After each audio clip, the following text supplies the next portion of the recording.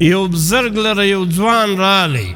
دی ځوان و دی بزرگ ته ویل چې حضرت زه په بازار کې کار کوم، دا د سترګو نظر د دې حفاظت نسم کولی، دا زما د سترګو نظر دا پر نامحرومو باندې لګېږي، د دې به څنګه علاج کوم؟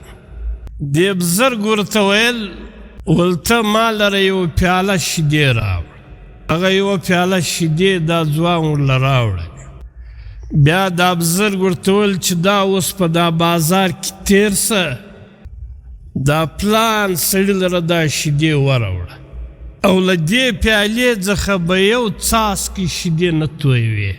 او د شا له خوا یو سړی په پسې کې یوه ده ته هم وویل ول که چیرې یو څاڅکی شیدې دي له دا پیالې څخه توی کې، دا د شا سړی به په دا څټه کې تا په چوټه وي. نو دی روان سو، په ډېر احتیاط تللی چې له دې پیالې څخه د شیدې قطره تویه نه سي. سترګې وچې وه دا پیاله ته نیولې وې او دا عوام هم ورسره و، که چیرې توی سوې د شا له خوا دا سړی راپسې دی په چوټه مې په عام بازار کې مې رسوا کوي.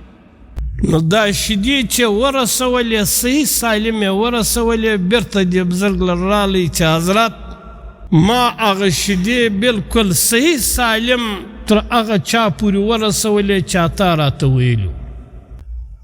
ول پر لارې تا څو انسانان ولیدو، څو چیرې دې ولیدلې؟ دې سړي ورته ویل حضرت ما د یوه سړي رنګ او چهره نه ده لیدلې، ما سترګې رډ و دا پیاله ته نیولې وې چې دا پیاله څخه شیدې تویه نه سي. بیرېدم پر دې باندې چې د شا له خوا مې دا سړی په چوټه وي. نو دې بزرګ ورته ویل چې دا ستا زړه هم د یو پیالې په شکل دی او په دې کې د ایمان موجود دی په دا پیاله کې. اوس که ستا په زړه کې دا خوف وای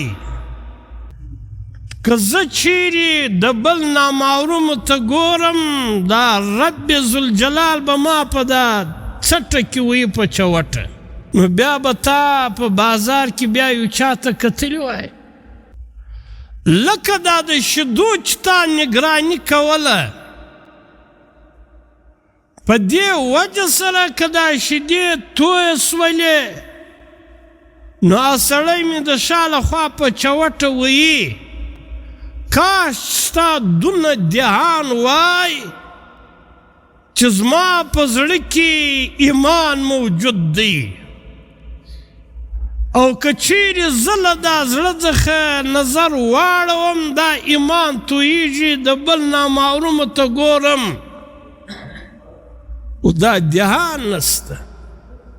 اوس مړو ته چې کاروبارونه کوو، مړو ته چې تجارت کوو، معاملات کوو، په کور کې زندگی تیروو، په بازار کې زندگی تیروو، چې زموږ دا دهان یي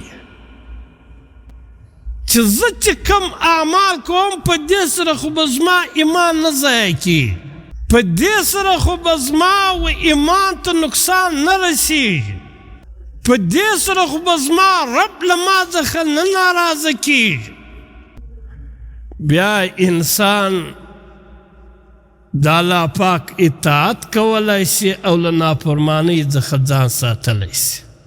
نن زموږ په زړو کې د الله پاک خوف او عظمت نسته او الله پاک موږ ویني، موږ چې هر عمل کوو موږ دا رب ویني.